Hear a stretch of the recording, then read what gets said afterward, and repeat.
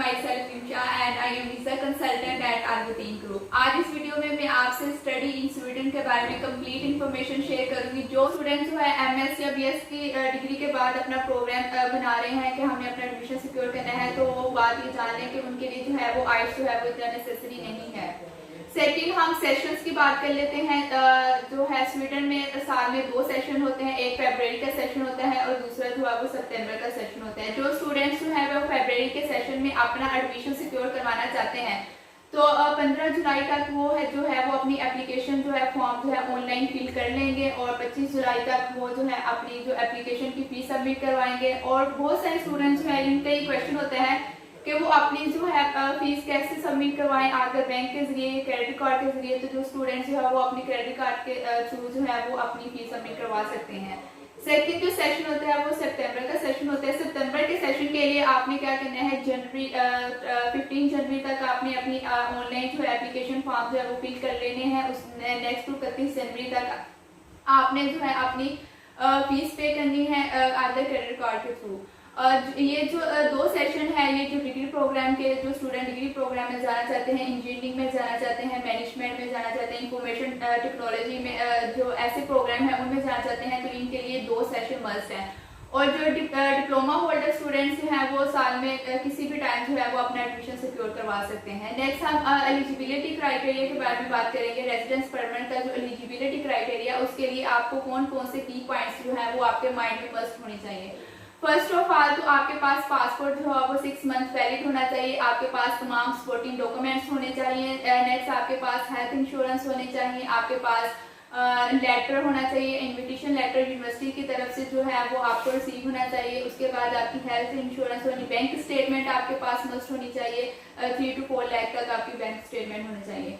अब आपने कैसे अप्लाई करना है उसके बारे में आपको ऑनलाइन फॉर्म जो है वो यूनिवर्सिटी की वेबसाइट पे जो है वो आपको अवेल हो जाएगा। आपने अपना ऑनलाइन फॉर्म फिल करना है। नेक्स्ट आपने जो है अपनी एप्लीकेशन फॉर्म जो है उसकी फीस सबमिट करवानी है क्रेडिट कार्ड के थ्रू या बैंक के थ्रू। फिर आपने क्या करना है, आपने माइग्रेशन बोर्ड में अपने तमाम डॉक्यूमेंट जो है वो सबमिट करवा देने हैं और उनकी वेट करना है प्रोसेसिंग। जब माइग्रेशन बोर्ड से आपके तमाम डॉक्यूमेंट्स की प्रोसेसिंग हो जाएगी, फिर आपने क्या करना है, अपनी ट्यूशन फीस के लिए अपने ट्यूशन फीस जो है वो अपने यूनिवर्सिटी की वेबसाइट पे जाके अपनी पे कर देनी है।